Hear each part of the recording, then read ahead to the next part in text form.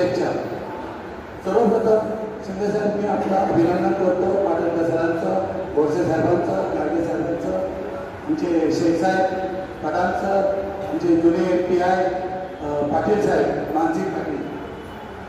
सर्वप्रथम पुणे कोंढा या भागामध्ये एक ॲम्ब्युलन्सची गरज आहे साहेब. मीठानगर भागात या भागामध्ये मार्केट लागतात, कपड्याची दुकानं असतात आणि एक टॉयलेट, लेडीज टॉयलेट. त्या ठिकाणी काही महिला खरेदी करायला येतात तर त्या ठिकाणी त्यांना टॉयलेट उपलब्ध नाही आहे.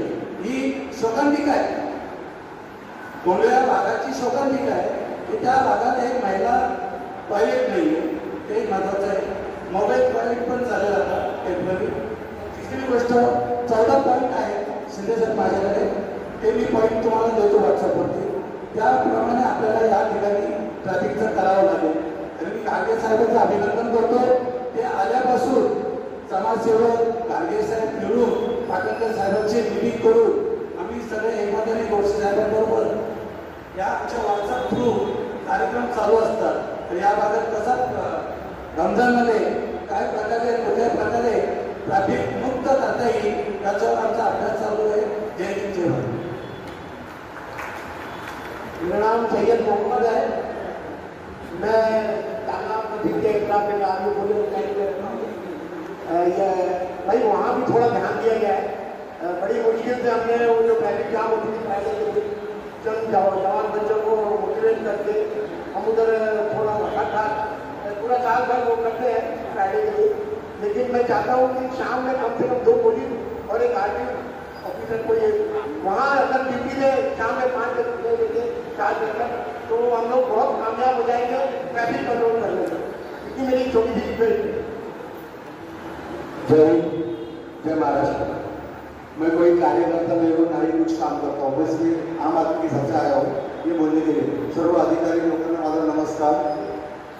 कसं आहे, एक जास्त वेळ घेतला फक्त एका व्यक्तीचा सपोर्ट.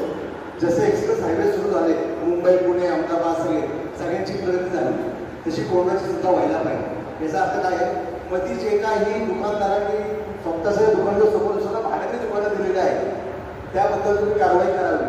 आणि मी कोणाला घाबरत नाही, कारण मला धमक्या आल्या होत्या की तुम्ही असं करू नका, तुम्ही असं काही बोलू नका. याच्यामुळे काय होत आहे, मी फक्त रमजानपुरतं बोलत नाही आहे, संबंध कोंढावाल्यांचं आयुष्यभर झाल्या वेळी समजा अतिक्रमण सगळं काय झालं, अतिक्रमण काय करून 10,000 रुपये भाडा भरतो आणि भाडा 9,000 कमवतो. काय आता गरीबाला काय वाटतं की मला दुकान दिलं भाडे. तर कृपया माझी विनंती आहे की आयुष्यभर रस्त्यावरती जे काही असेल ना त्याचा काही वेगळी जागा द्यावी.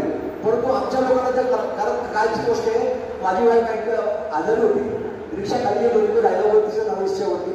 मला खाली यायला मिळालं नाही ट्रॅफिक जाम असल्यामुळे. शेवटी मी काय केलं, बाईकवरती बसतो मी हॉस्पिटलला. तर माझी विनंती. थँक्यू. आभारी.